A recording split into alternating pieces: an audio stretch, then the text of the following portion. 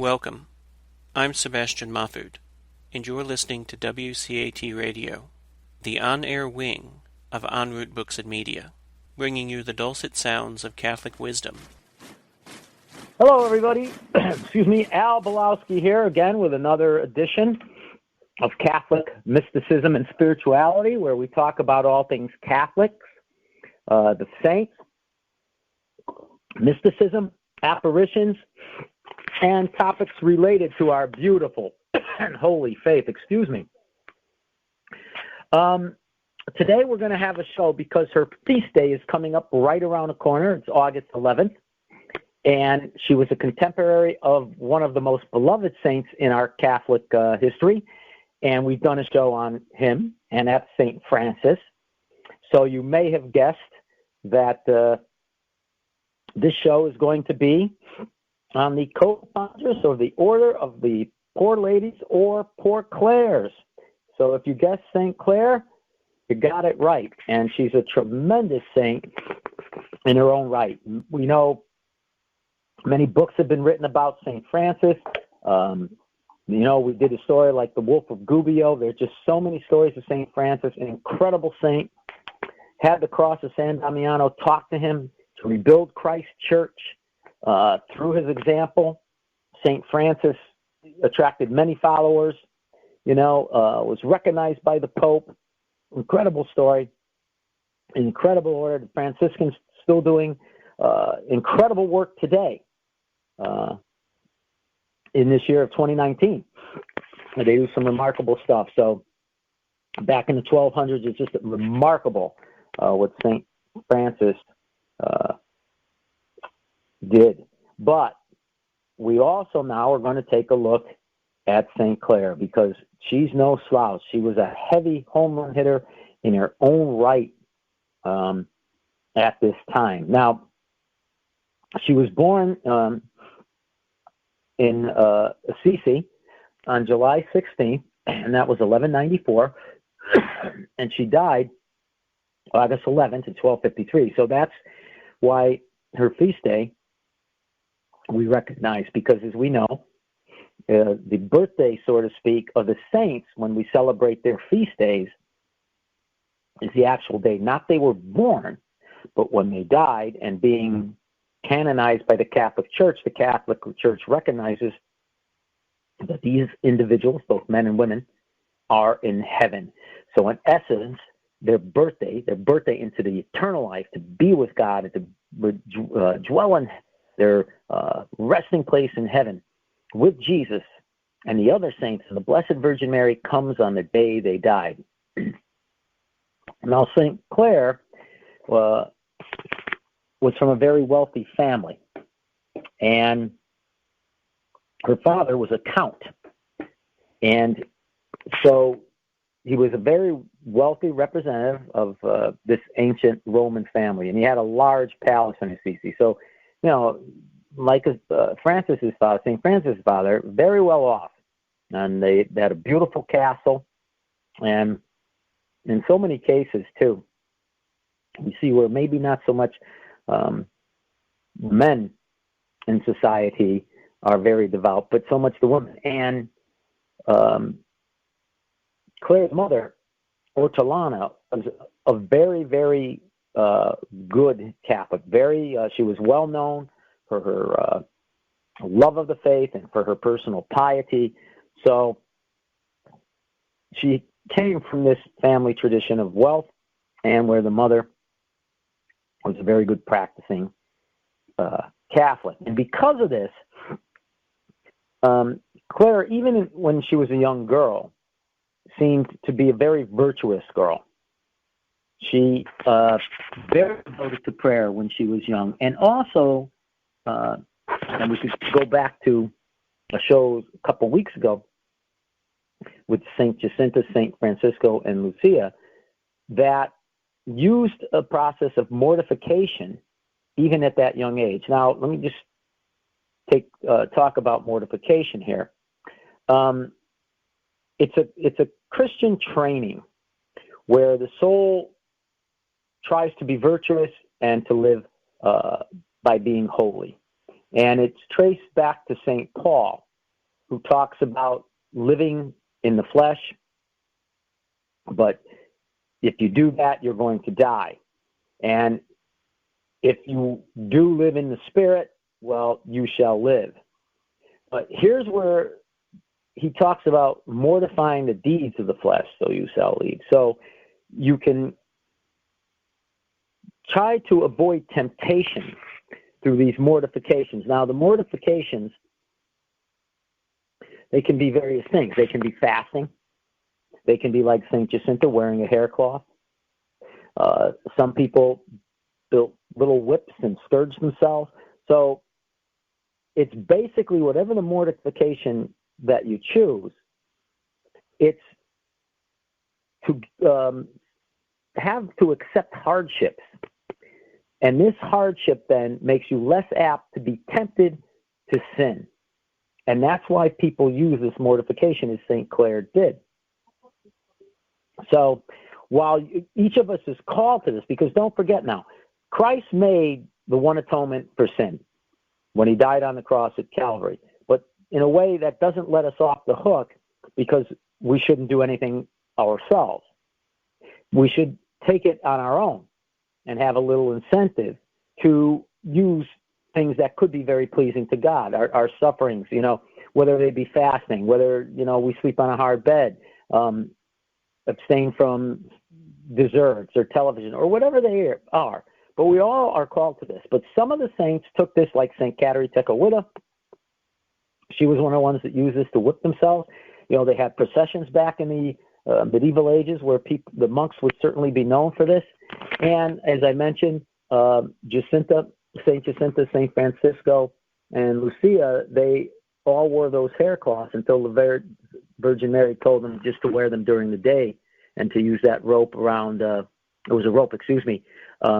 around their waist, that the Virgin Mary did not want them to sleep with it, but that they could endure that during the day. So again, these mortifications are to get us used to hardships so that we are less tempted to sin, and we also are purifying our souls, and also as a means of penance, and to offer this up with the sufferings that Christ did. And again, it's traced back to St. Paul. So St. Clare did these things, and she had a strong prayer life.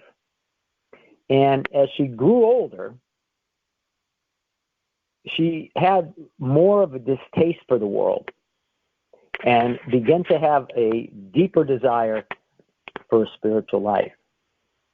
As she approached in her teen years age, she was very beautiful, we are told, and much desired. So that would mean, especially with a wealthy dowry, a very, very attractive candidate for marriage. And, in these days, that was important to have big families. It was still an agricultural time.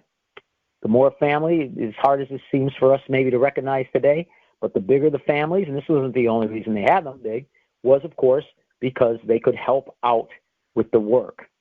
And many hands, as they say, make for light work. So Clare, not only being from a wealthy family and an old Roman family, was also very, very beautiful. So a very prized package around Assisi. And of course, her parents, this was one of the big things, her relatives, that this was the way for most young girls to go, and to marry into family, have children, and just keep the bloodline going, and do what women at the time were supposed to do. But when she was 18, St. Francis came to preach at Lent in the Church of San Giorgio at Assisi. And Francis, being the orator he was, being an incredible saint by his example, by his words, well, he lit a flame in the heart of St. Clare, because when she heard him speak, boom, the Spirit just went right into her, and she knew that this was also the path that she needed to seek. So she waited, and then she sought him out, but she did it secretly. And she actually begged him. She begged Francis to help her that she might to live after the manner of the Holy Gospel which St. Francis had preached. So this was the desire of her heart after hearing St. Francis speak. Now, St. Francis, for his part, recognized in Clare that she was one of those chosen souls destined by God for great things. And he must have foresaw that, she and others would follow her example. And of course, with that kind of word of knowledge, he promised to assist her. So, Palm Sunday, Clare gets decked out in all her finery. She attends the high mass at the cathedral because, remember, this was the Middle Age. The Middle Ages, many historians, many people think, theologians, that this was probably an age and a culture in humanity's history that was the closest to God. Everything they did, they were, again, agricultural, everything they did, everything that happened, it was God-centered. God was the center of the universe. God controlled this. God affected actually each and every one of their lives, and it was an incredible time. Despite the hardships, as any time has, the people really put God first and foremost, and he was the center of their universe. So very faithful, very devout people that took it very, very seriously. So Clare attends the high mass, and when the other people that were attending the mass, they came to the altar rail because at that time they were to receive a branch of palm, as we do today at our Palm Sunday services. Now, as the others rushed forth, Clare remained in her place, like if she was in some kind of a trance, and all the eyes fixed upon Clare. And the bishop actually came from the sanctuary, and he placed a palm in her hand. Now, on that night, Palm Sunday night, that same day, she secretly left her father's house. And this was on the advice of St. Francis.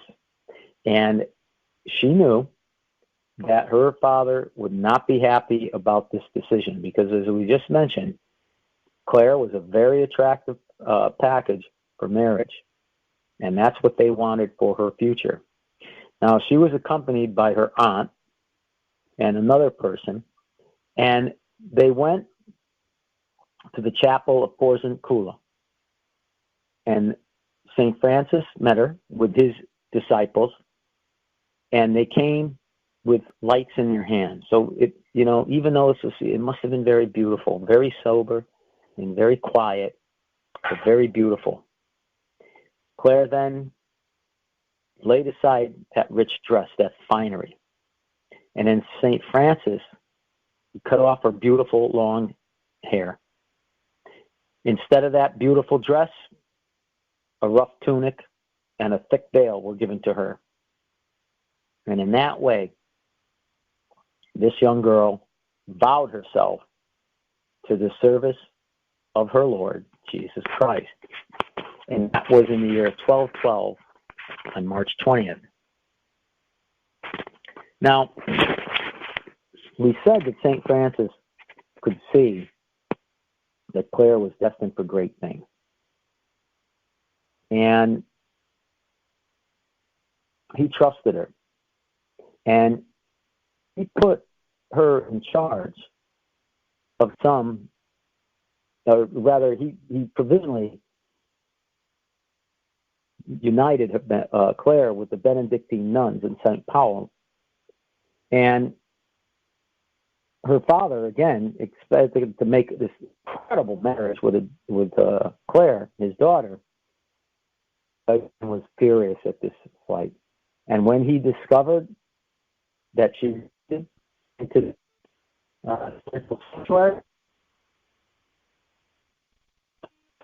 to try and thwart Clare from any heroic proposals that she wished to do.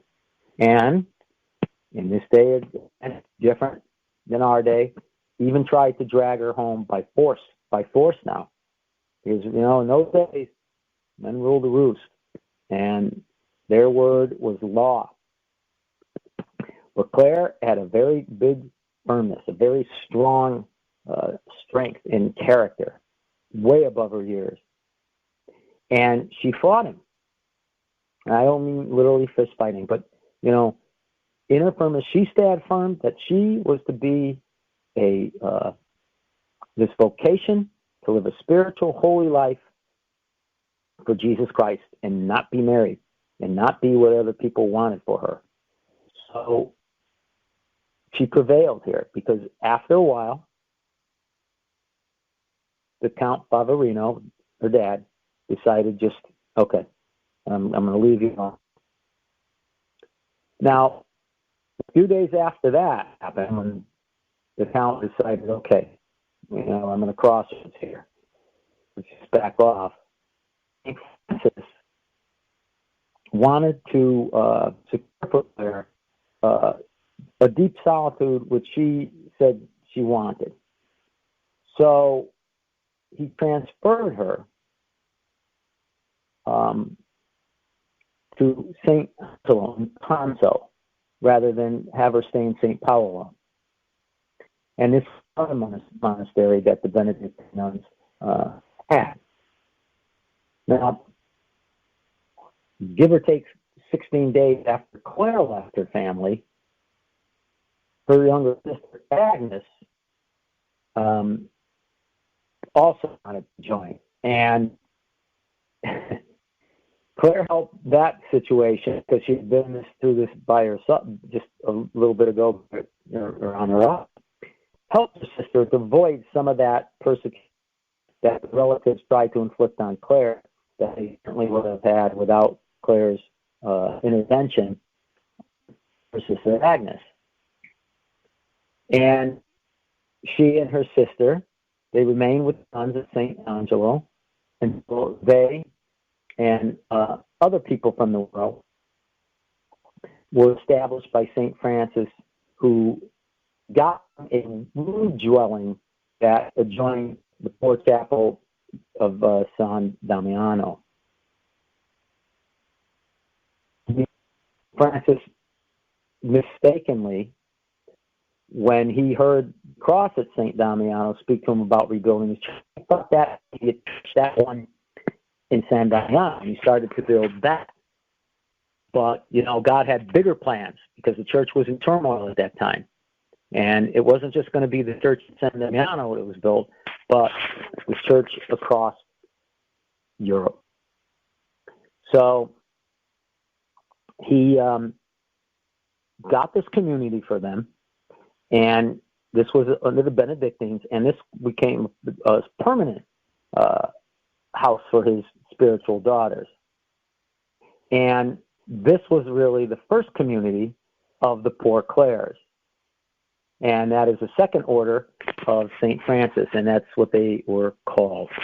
Now, the Poor Clares, like that,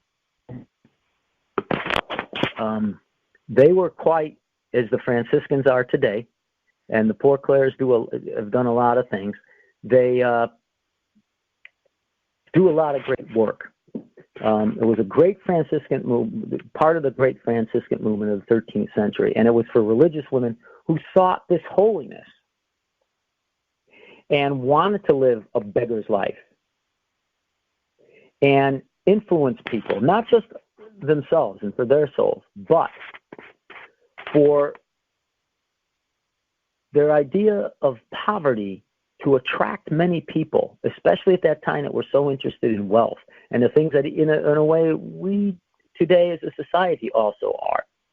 So the Poor Clares were going to model the rule of the Franciscans, and they would attract many, many women because of the simplicity of their life. And that's one thing, we tend to think that, I think many times the cultures that came before us were rather very simplistic and were so much more,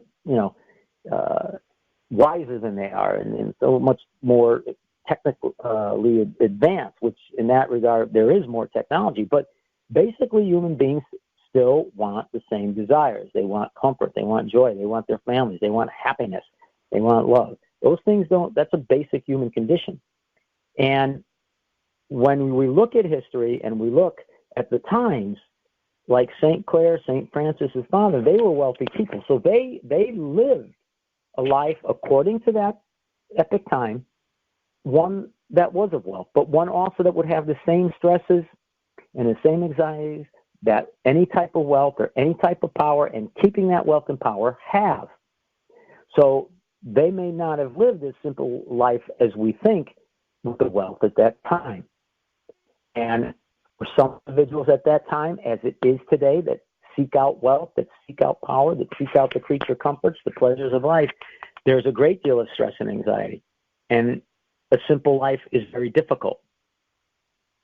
So even at that time, a simple life was something that was difficult to have and was sought.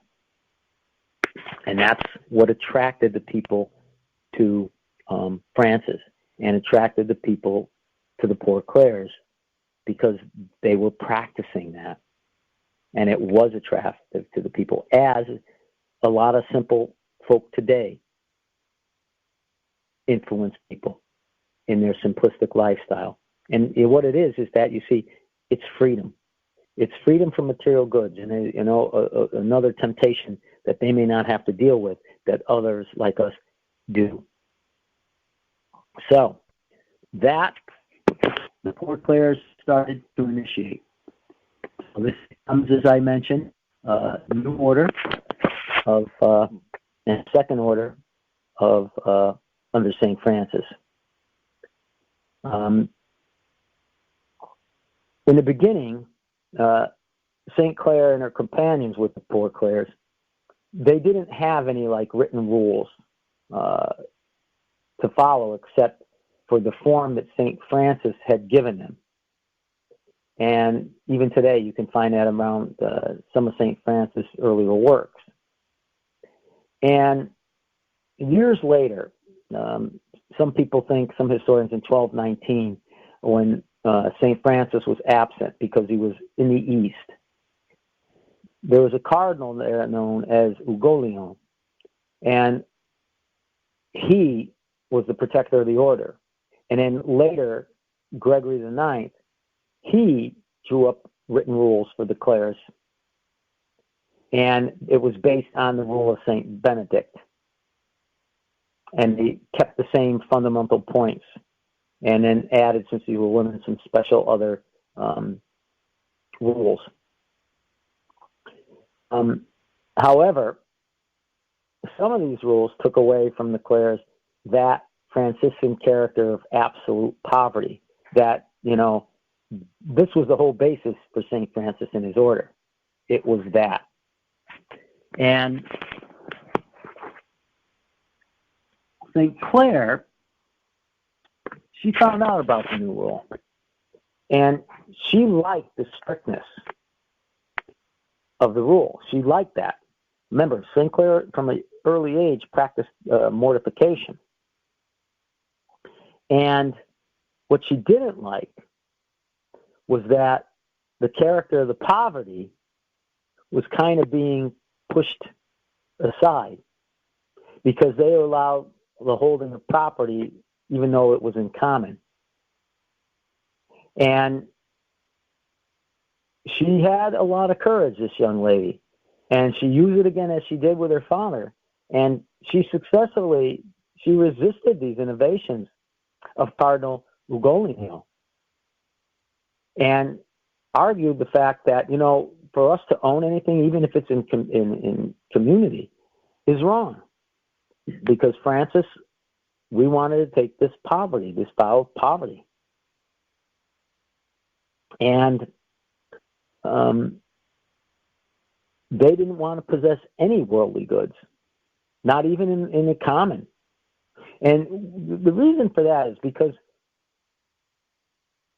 when they owned nothing, when they didn't have this property, they would have to, for their very survival, they would have to be dependent upon God and the grace that he puts upon him and his, being very beneficial to them. And then whatever they could get by begging. And Cardinal Ugolino, he thought this was impractical for cloistered women. And he came in 1228 to Assisi for the canonization of St. Francis. And he visited St. Clare at San Damiano. And he pressed her to deviate from the practice of this poverty and to accept at least some of the provision that could be unforeseen that the community would need later. But Clare, again, she was one with a very firm back, and she refused. And thinking that her refusal might be due to fear of violating the law of strict poverty she had taken, he offered to absolve her from it. And Clare replied, "Holy Father, I crave for absolution for my sins, but I desire not to be absolved from the obligation of following Jesus Christ." And the Pope was filled with nothing but admiration for Clare. And he gave in to her views and let them do their vow of poverty and to live the life that they wanted to be, that they vowed to be and do. Now, so St. Clare solicited this privilege. And it was very, very unusual at that time. And even after the death of, who's known as Gregory IX now, Clare still had to fight for that principle of absolute poverty that St. Francis in her. And again, this was under Pope Innocent's fourth reign that these things kept bouncing back and forth for Clare's. But again, her firmness and the way that she practiced her faith won over the Pope. And he confirmed then that the definitive rule of St. Clare, and he declared it that what they wanted would be secured. And to them, the treasure of poverty, which Clare, imitating St. Francis, that would be the order of the rule. And so Clare had to fight for all these things. So she was no shrinking violet.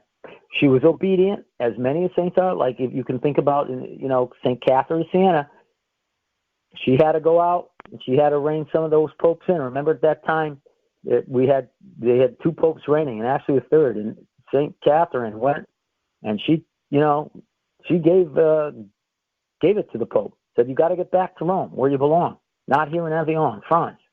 So she was a hard hitter too, and she needed that stiffness that Clare had. But they were both obedient to the church. But they also knew that Christ had designs on them for what he wanted to accomplish, and they were not going to sway from what Jesus wanted and what they vowed. So the order starts getting much more organized, and against her will in 1215, Clare didn't want the job, but St. Francis made her the superior at San Damiano, and she ruled there until her death. So that was a period of about 40 years. And a lot of historians believe that she never really left outside the boundaries of St. Damiano during that entire time she was the abbess. And this is one of the reasons there aren't really, like St. Francis, many details of Clare's life, because again, she was cloistered, hidden with Christ in God. And that's where our stories come down, to the cloister, and the stories about there, because other people did not have witness to her being cloistered. No, none. Now, we know, for instance, that she became a perfect witness and a perfect copy of this rule of poverty. And she had great humility. Again, she did some of the mortifications of St. Francis. And she had done, these mortifications since being a young girl. And what makes Clare, and you wonder what, and I'm sure she's praying for, what she would think, because she had, of today, when 70% of the Catholics don't believe in the Holy Eucharist, she had an incredibly special devotion to the Holy Eucharist. And in order to increase her love for Christ crucified, she learned by heart the office of the Passion that was composed by St. Francis. And that, during her time, remained one of her big devotional exercises. She wasn't also afraid to do manual labor and engaged in hard work.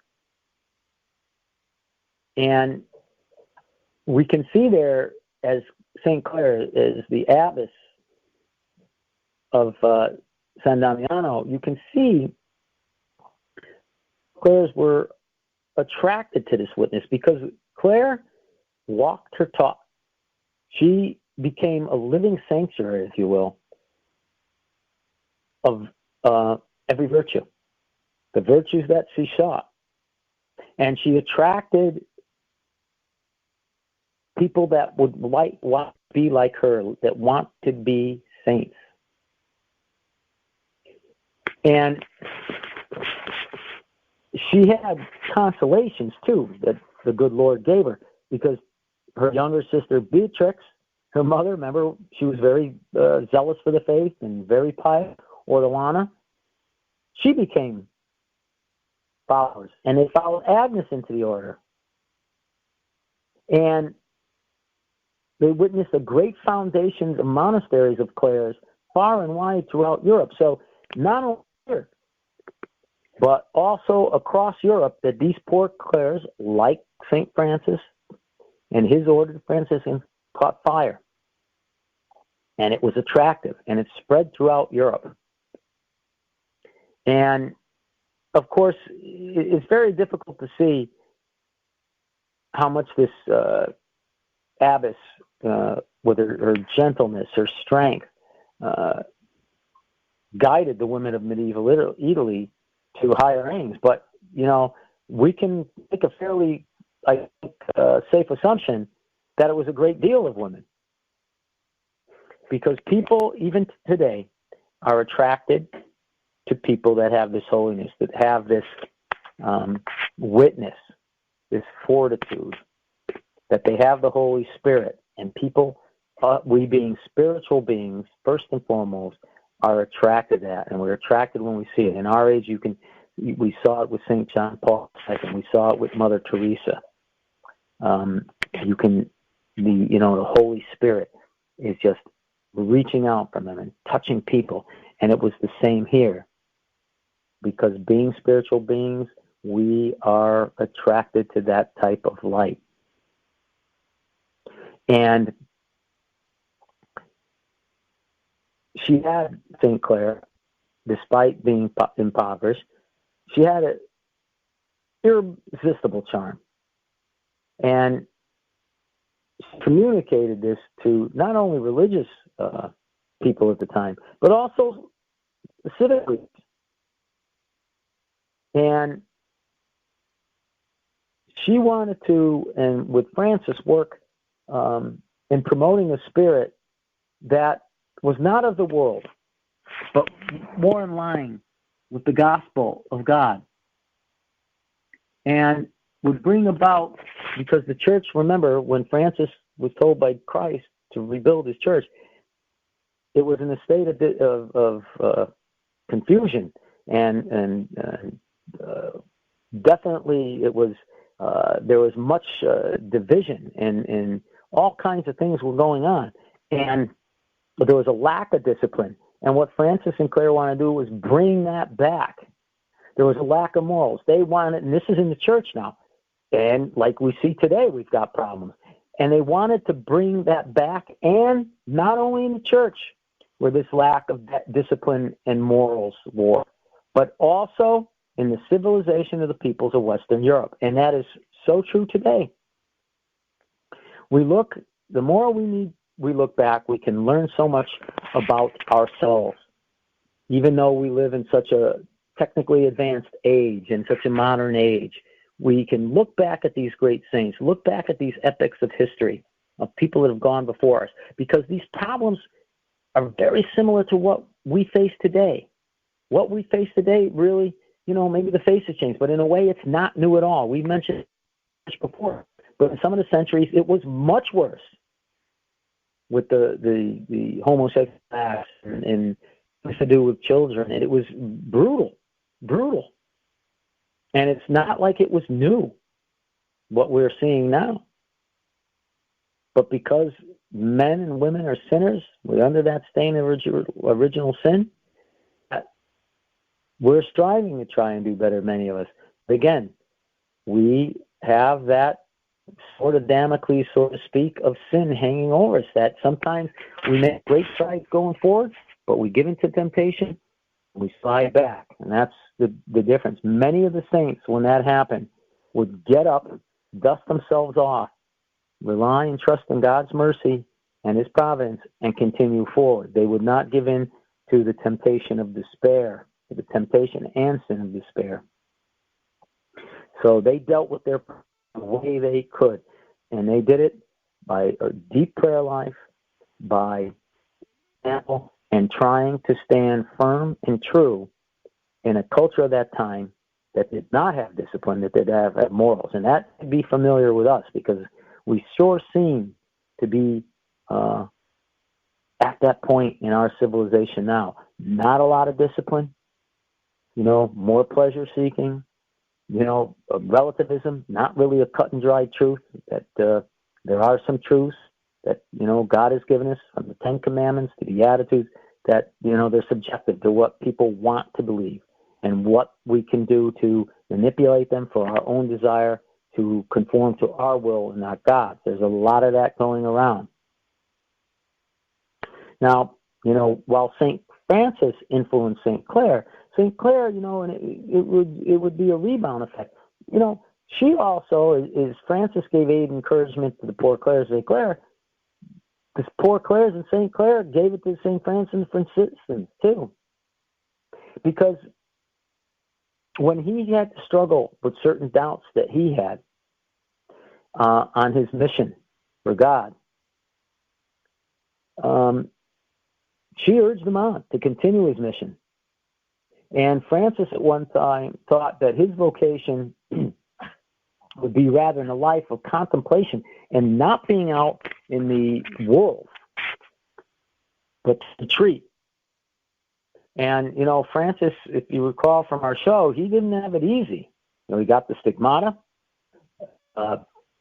He was had blindness. He was sick a lot of times. And when he was very ill, and St. Francis came a last time to visit San Damiano, Clare had built a little hut for him in an olive grove that was close to the monastery.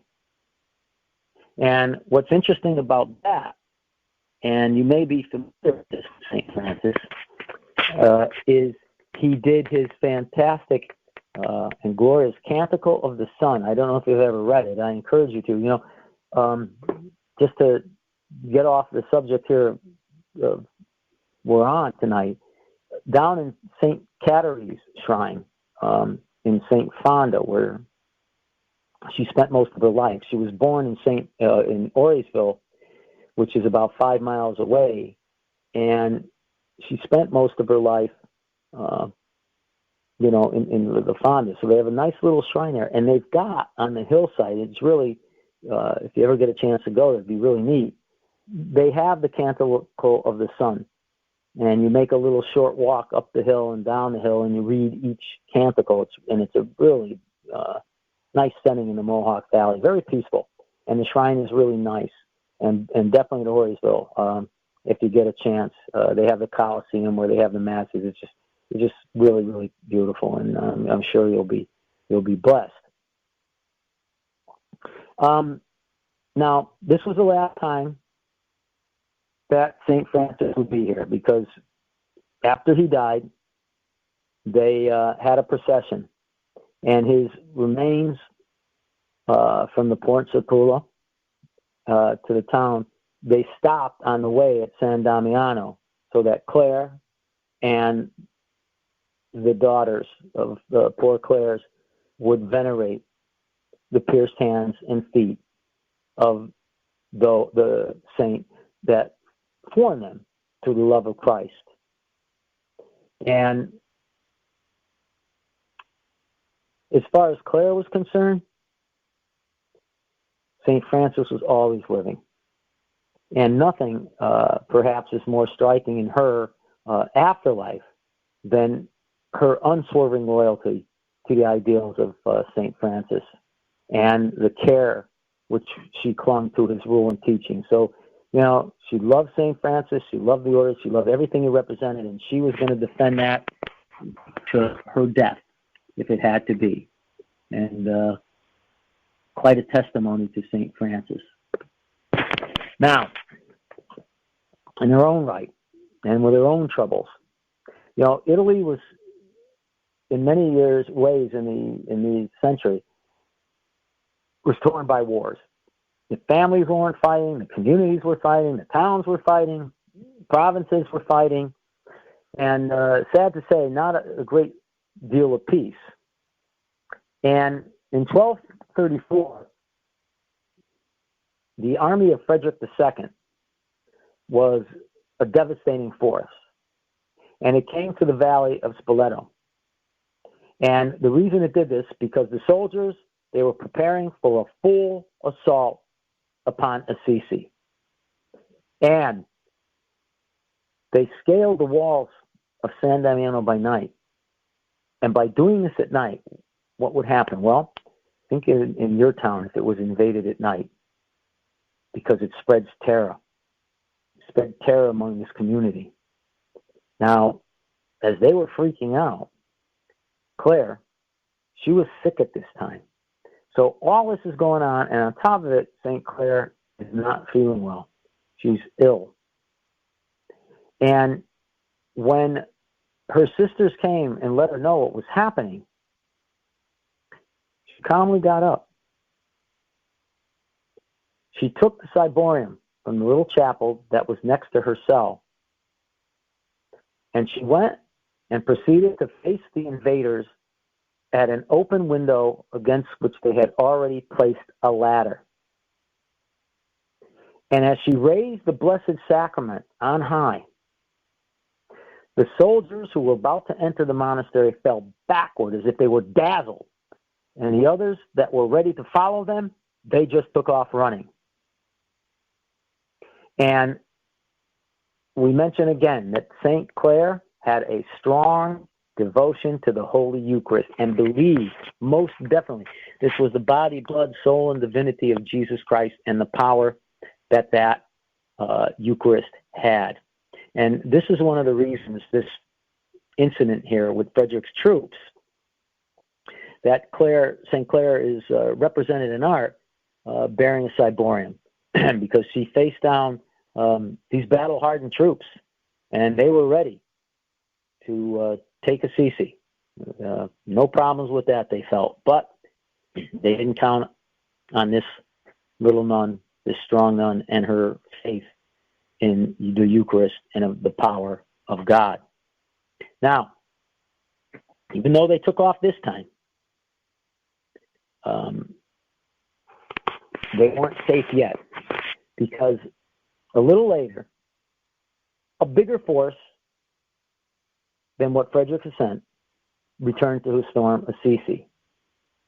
And it was headed by a general by the name of Vitale di Aversa. And they're not sure, the historians, if he was there at the first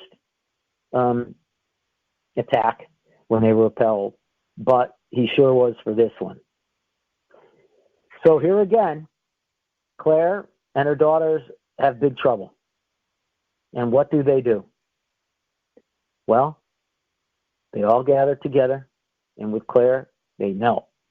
And they begin a deep, earnest prayer that this town of Assisi would be spared from the might of Frederick II under this capable general. Presently, a furious storm arose. It came with such wind and such force that it scattered the tents of the soldiers in every direction. Things are flying all over the place. And now the soldiers begin to panic because they remembered that they were repelled by the Eucharist with this nun. And now all of a sudden, they're ready with a bigger force that they can't lose, and this storm comes up out of nowhere. And it's putting them in such, it's out of kilter. Everything's flying around. And they begin to think, what is going on here? What are we up against? And it caused such a panic when they saw all these things flying around, their tents and everything, that they took off again. They ran. And Assisi was spared. And one accord, the residents of Assisi, they knew where their deliverance had came from. God had delivered the town of Assisi from the enemy through Clare's intercession. And of course, what does that do? Anytime anybody's going to do anything like that, something as heroic as that, you're going to love them. And that's what happened there. They had a deep and abiding love for St. Clare after they had been spared. And she became known as the Seraphic Mother with the residents of Assisi. Now, she was loved before that. And their veneration really increased, and their love increased even more and became more apparent as time, through all her mortification, the austere practices of her life, and just plain, illness was, not treated, not easily as curable today, as it is today, begin to take its toll on Clare. And she began to draw near her end. And yet, it wasn't a sadness or fear that overtook Clare, because she had suffered long and painful infirmities, so she was used to it. But what was how brave she faced them, and as she was dying, that bravery increased, and she was cheerful right up to her last moment. Now, Clare herself, despite being so sick, raised herself up in bed, and thus being in a reclining position, one of her biographers wrote that she spun the finest thread for the purpose of having it woven into the most delicate material, from which she afterwards made more than 100 corporals. And she enclosed them in a silken burse and ordered them to be given to the churches in the mountains and plains of Assisi. So even sick here, Clare is thinking of what the church needs and what, to continue on their mission of bringing Christ to the people of not only Assisi and Italy, but Europe. Now, as Clare felt the day of her death coming, she called all her sorrowful religious around her. And truly heroic, she began to remind them of the many benefits that they had received from God. And she exhorted them to persevere faithfully in that observance of poverty. Now, such was Clare love and the power of the Holy Spirit in Clare that Pope Innocent IV came from Perugia to visit her as she was dying. Now, she had already received the last sacraments from Cardinal Rinaldo. And Agnes, remember and she became a saint. That was Clare's sister. She returned from Florence to help console Clare in her last illness. 3 of St. Francis's early companions, Leo, Angelo, and Juniper, they also came to be at St. Clare's deathbed. And at St. Clare's request, the Passion of our Lord was read aloud according to St. John, even as they had done 27 years before when Francis lay dying at Porta Canula. At length, before dawn on August 11, 1253, this holy foundress, this remarkable, strong woman and foundress of the Poor Clares, passed peacefully away amid scenes which her biographers recorded with touching simplicity. The Pope, with his court, came to San Damiano for the saint's funeral and partook in the procession. Now, the Clares wanted to retain the body of St. Clare and keep him at San Damiano, but magistrates of the Assisi interfered and took measures to secure for the town the venerated remains of her whose prayers, they all believed, had on 2 separate occasions saved it from destruction. So again, St. Clare is deeply loved by the people of Assisi. They want to have her relics, and also by her sisters of the Poor Clares. And Clare's miracles, they were beginning to be talked about far and wide. And the people of Assisi urged that to leave Clare's body in a lonely spot without the walls, it was only right that Clare, whose chief vital in living in observance of the perfection of the gospel with St. Francis, that she should have a church in Assisi built in her honor. So not only St. Francis, because, she was doing the same thing, and she observed that perfection, and they felt that she should be honored too, as was Francis. And in the meantime, while all this is going on, Clare's remains were placed in the chapel of San Giorgio. And if you recall, tonight, that is where St. Francis, his preaching, first touched her heart at 18 years old, and where Francis's body had also been interred until they built the Basilica of San Francesco. Now, 2 years later, on 1255, on September 20th, Clare was canonized by Anna IV. And not long after her canonization, the building of the Church of Santa Chiara was built in the honor of what Assisi is the second great saint. That would be St. Clare. And it was begun under the direction of Filippo Campello, and he was one of the foremost architects of that time. And on October 3rd, 1260, Clare's remains were transferred from the chapel of San Giorgio and buried deep down in the earth under the high altar in the new church, far out of sight and reach. Now, again, they didn't want to have her relics or anything be disturbed by grave robbers or anything, because again, Clare was responsible for many miracles, and they were talked about far and wide, and people would want to have something like that of Clare's, for miracles or prayers answered, or whatever they wanted in their own lives. So they didn't want to deal with that, and so she was hidden for over 600 years.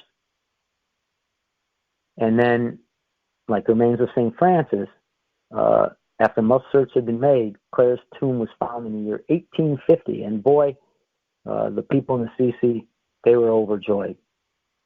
So on September 23rd of that same year, 1850, the coffin was unearthed and open, and the flesh and the clothing of the saint had been reduced to dust, but the skeleton was in a perfect state of preservation.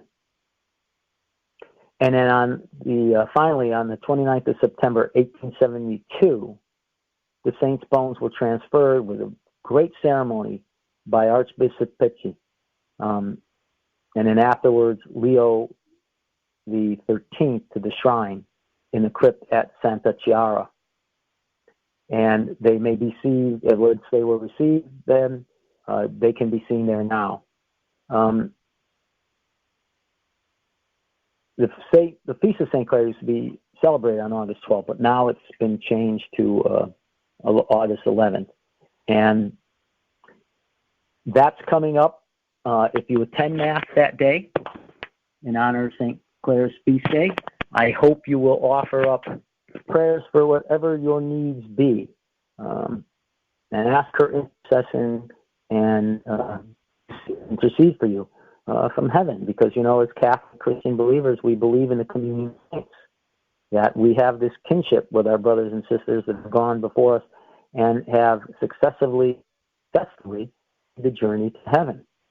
So they can pray for them. As we pray here for the souls of purgatory, they can pray for us, and we can ask their intercession for whatever we need, and they will give these petitions to our dear Lord.